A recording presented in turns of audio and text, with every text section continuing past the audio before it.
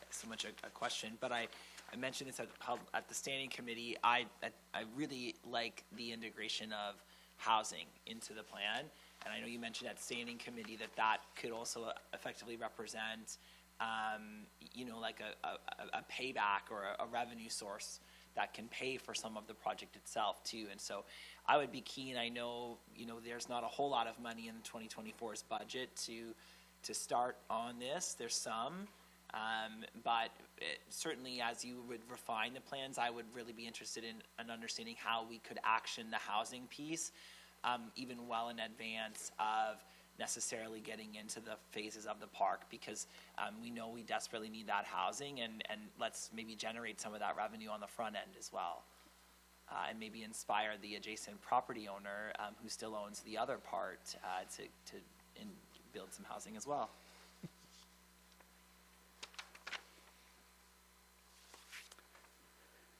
Okay, Your Worship, thank you.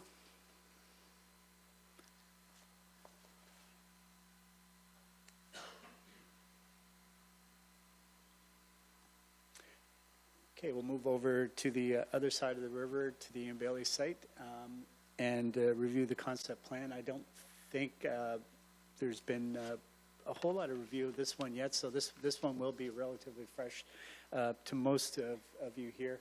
Again, just quick orientation on the site. We have Howard Street down on the bottom end of the site, Henderson running up on the left-hand side of the site, and then up top we have Jones that provides access to any possible future residential of the site going down there, as well as any possible access that may go on behind the old school site. So again, just running over across the site to have a quick look, we can see where Jason's done the skate park and the pump track renovations to the rink and the multi-use surface there. On the left-hand side, just crossing Howard Street here, we see a great little area that's actually a wetland area that's holding water that we think is a wonderful asset on the site. Former parking area and play area, building area, and then of course the space where there's been some conversation about residential for the site. Nice little tree edge, so we have a built-in buffer to the adjacent residential neighborhood at the top end of the site. In terms of organization of the site, very quickly, we know that this area, again, probably we've set that aside for existing and future stormwater requirements, not only for the site, for future residential, but also over time we know we're looking at more resilience planning within neighborhoods, and there may be a requirement to carry more stormwater within this area at some point in time, something I'm sure Darren has a lot of fun playing with. A parking area that exists that we can work with quite easily going forward, and we also have a great little spot that is access across to the existing park space that Jason's built below. In terms of program, the two bubbles are where we've developed the play activity program for the site. So there is a teen ground game zone, so that's the idea of ground games that are both social and active in nature, and attaches immediately to the park space on the other side of Howard. There's again a social pavilion with seating in that area, and that a connection across to the opposite side of the street. The upper area adjacent to the parking lot is where we looked at an accessible youth play zone, focusing on our youth here, that expands into a new splash pad space where we're really focused on ground sprays that are very interactive and also can be public art if done properly at night with lighting. A central seating area, and there is need for a washroom, building, and mechanical space to support the splash pad in the top area of the site. Right across the, hoping that's not locking. This is the, sorry, the top end is where we looked at the residential idea. I'll see if I can go back there. Yeah. So the residential idea up in this area, we have about a little more than 50 units laid out in here. Again, it looks like the space will take it. We have to talk to Darren to make sure that we have the capacity with what he's going to do with the future storm and sanitary and water running through the site, future connection that will go through the site. So with that, I'll just run you over the concept plan. Again, you can see at the very bottom of the plan where the skate park, pump track, and the existing rink are today. Stormwater, we're showing way more stormwater, but this is meant to demonstrate capacity of an area like that. There is play areas that are bridged through the heart of the site.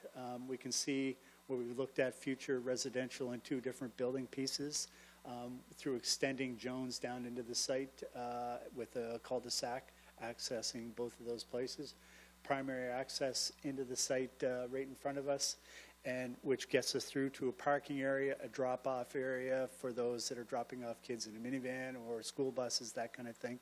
And then really we just use planting and ground materials to create a really wonderful little space. Wonderful little access to the site into a very accessible play area, central social structure between the two play areas, and again, a splash pad focused on the ground spray with one or two really exciting overhead elements that bring the idea of surprise. To the left, a building that is meant for both operational and washroom use, and then into a teen zone. So this is an extension of the skate park across the street up into the site, and also inversely an extension of the play area and parking area through here down to the skate park and pump track. So again, this is meant to be a spot that is for people to hang out, to have fun. Different types of seating, there's different ground games, checkers, chess, any one of several games that can be placed, directly onto the surface, and really meant to have fun. This is their spot, is a spot for teens. It's for them to go hang out. And what works great is anytime we've done any teen type facilities, it also works great for adults and surprisingly for seniors as well. Primary access into the site, as I indicated, into a parking lot. Again, we've allowed for a granular parking area that can go to asphalt in the future. Moving through the site, a primary and misspelled park entry sign where we would have a variety of planting materials to create shade, creates a nice entry into the site, so there is a certain distance between where a car will drop off a child and where a child will be playing. So we use that space to put seating for adults, and we use that space for parking bicycles to create a few obstructions. But the ability to get through there, someone's sitting there, kid comes running through and there's a car there, they can grab them. Into that central area that is play. Again, accessible play meant for tots, K to 12 type of structure. 12-year-old, kindergarten to 12-year-old, seating rocks for adults, central structure for shade for parents that have kids on both sides because they will run back and forth, and to a splash pad. And again, we talked about this at the committee, was the notion that investing in the splash pads is really best to apply to ground sprays that kids can interact with one surprise structure where, in this case, it's a bucket that fills up with water. You don't really know when it's going to spill on you, but it does, and it's a lot of fun to see. Washroom building with a shade cover to the back, operational space that provides for water quality management system for the splash pad. This is a flow-through system, so our system here can go directly into our stormwater retention area, if Darren feels that's appropriate. Again, the teen area meant as a connection down to the lower end of the park. If we're looking from Howard Street up in the park, the message from that point of view is that we do have a nice natural landscape that exists in around the existing drainage area. We move up to where the teens are, and then that extends up to where the future residential is proposed at the top end of the site. And as I said, we have over 50 units placed on the site now. This is, in both cases, very, it's not a big unit count. Can certainly do more units, and that will be part of the RFP process when you go out to see what the capacity is, and we will have to talk to the Planning Commission to see what is their level of comfort in terms of unit delivery. But we would be able to, in terms of estimating what the investment would be back to the town, we can estimate how much we would be selling the land for relative to unit value, and we can make the same analysis on what would be the return on annual property tax revenue that we could then slide into operational. Because as I said, both these parks are in built areas, so we're not building these parks to have more development around it with the exception of these ones, so we want that revenue to roll back into the site. And again, we want this to contribute positively to the site. If we're going to build it here, we want something that animates the edge of the park and provides opportunity for people to hang around and an interface between those units. Again, 3 phases of the project are proposed for this location. Our phases are in our first phase, which is about $830,000. We have our parking area, the splash pad and building, and the stormwater area because we want to set up the site for the ability to take water. Our second phase covers off the playground, all of the central playground space, and then the third phase covers the teen play zone and the accesses down to the lower end of the park. These models are built in three-dimensional form. They're built on your actual landform, assuming that we have the proper data prior to finalizing how the plans would look prior to construction. Obviously, we would need a survey, and then we'd be able to have a more accurate description of material requirements and how we get down over the hill and how we're able to cut in to any of these zones. So, Your Worship, that covers those park spaces. Are there any questions with the Ian Baillie site? Great, yeah, we'll open it up to questions or, of course, comments or feedback as well, because this, as you mentioned, Mr. Scott, was quite preliminary when it came to the other committee level.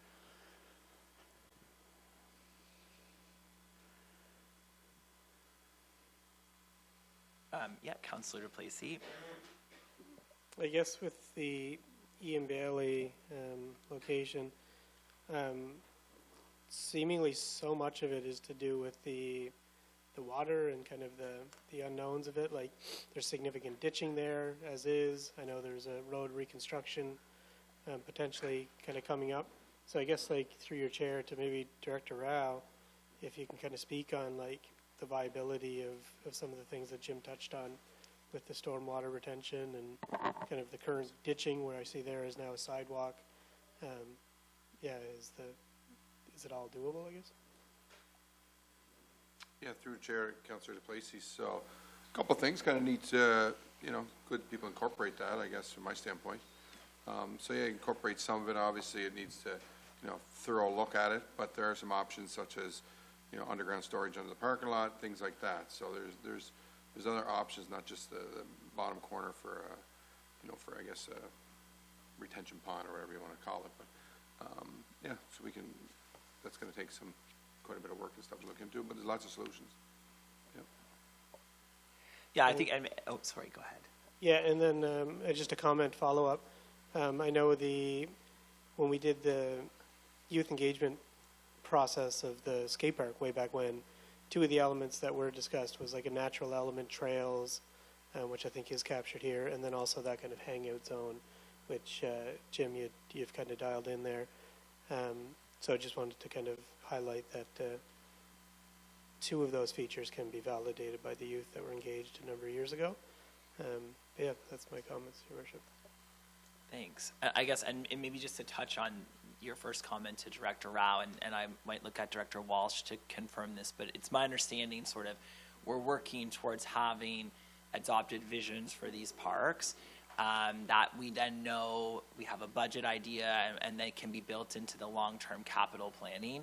And we would certainly want them to be viable to be built. So I think tonight, my understanding is it's to get council's feedback of any adjustments they'd like to see.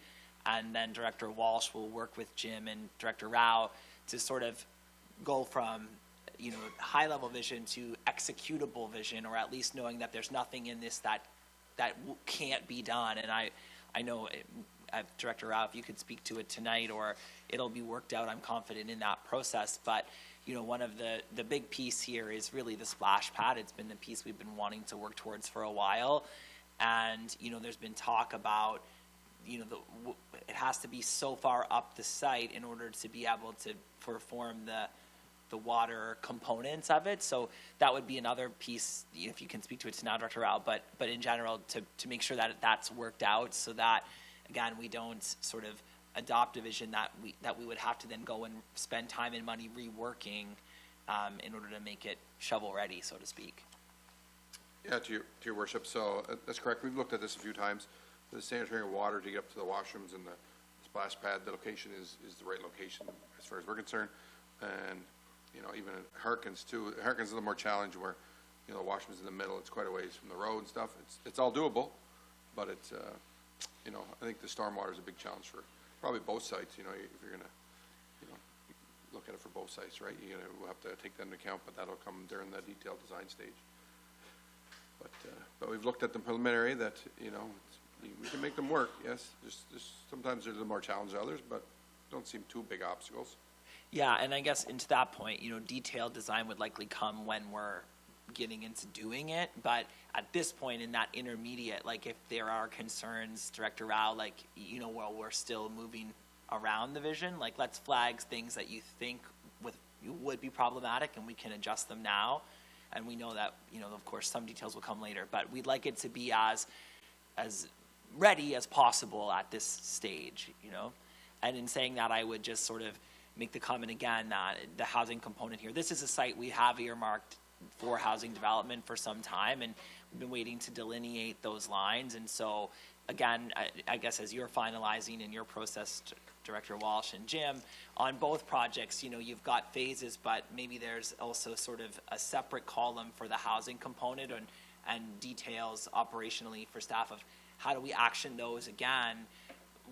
Staff currently has this Ian Baillie Phase 1 in 2026, but how can we action the housing build out much sooner than that, in 2024? Okay. And that might involve subdividing the property and stuff too, but just on your side, that while they organically work with the parks, they're, actionable, the housing components in their own right as soon as possible. Okay, very good. Councillor Duplessis.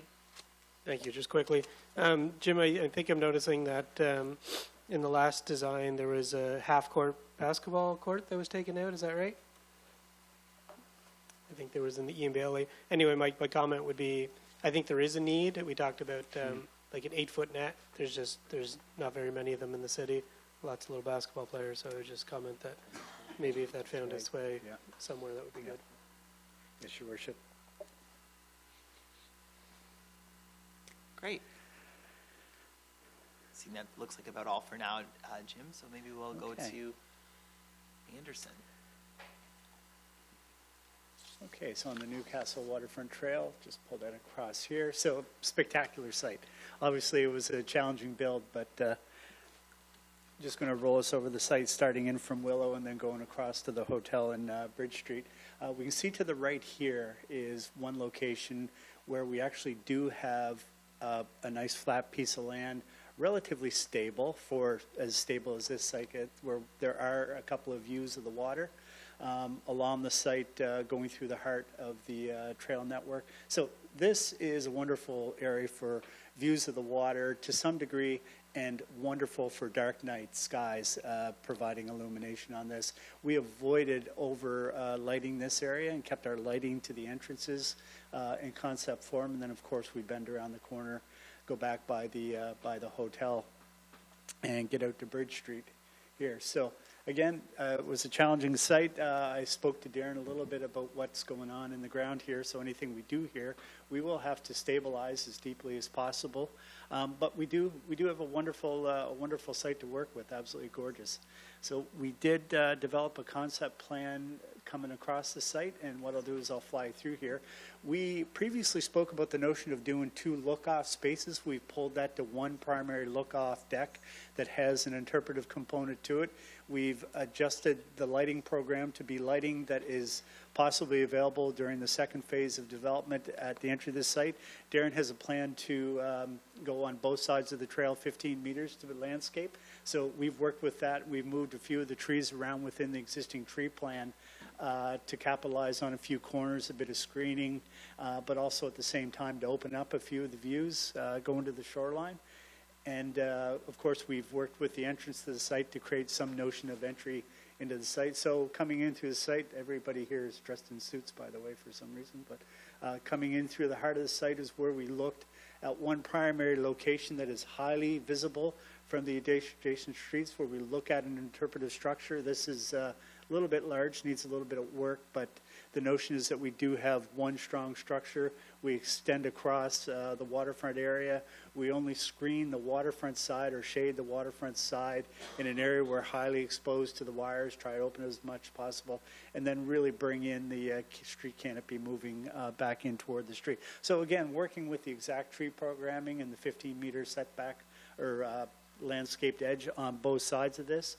We as Jason wanted to look at the notion of doing photovoltaic lighting, so we've included 8 fixtures, 4 at each entry into the site. So going into the site, we do a marker, a planted edge, going into the heart of it. We can see on the left here where we have, these are young trees, obviously, but we can see where the light fixture sits, photovoltaic lighting sitting in there, and with the intent that we have one really strong focal point on the site.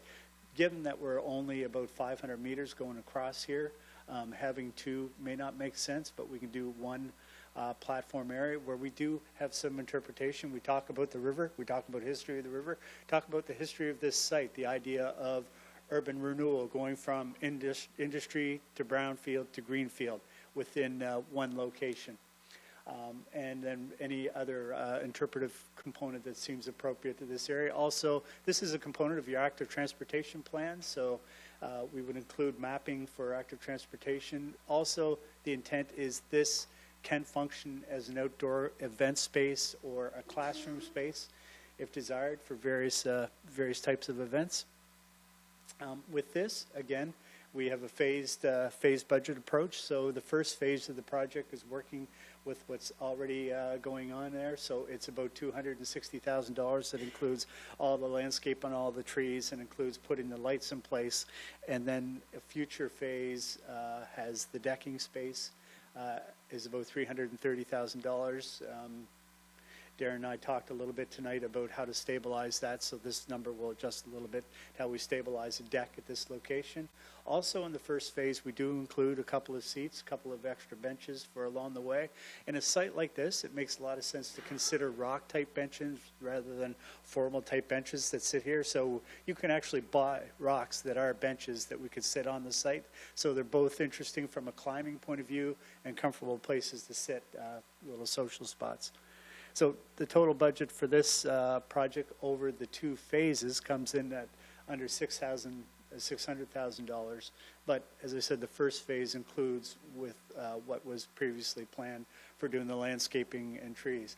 Now, our budget numbers, we have to go with full tender budget numbers. It's likely that you will come in slightly more competitive than the numbers we have here when you go through a competitive process.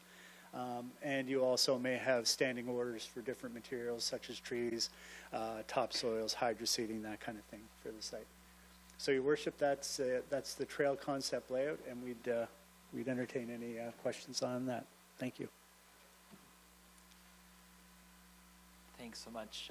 Again, Mr. Scott, any questions or comments on that one from members of council? I think I would just note, as you did, that the difference with this one is that phase one is already in the budget for this coming year. So as you're finalizing that plan, to just really keep an eye that it's shovel ready, because it's imminently taking place this year. And the only thing that I didn't hear, and I would suggest, is if there could be in that phase one just maybe a couple, like a garbage and recycling bin at the trail entry on both sides, along with some of that seating that you mentioned. But that's exciting. We laid the trail 2 years ago now, and we'll continue on really building up that waterfront experience on the site as we continue to work on the back piece of it this year as well. Well, thank you to Mr. Scott. Always appreciate having you here, Mr. Scott, and your designs. So again, I guess there's no motion to send it up, because now Director Walsh, with tonight's feedback and validation, I guess, because certainly we didn't hear any concerns about the direction you're taking, we'll leave it to you to work with Mr. Scott and Director Rao to finalize these design visions, and we'll expect to see them back in the new year.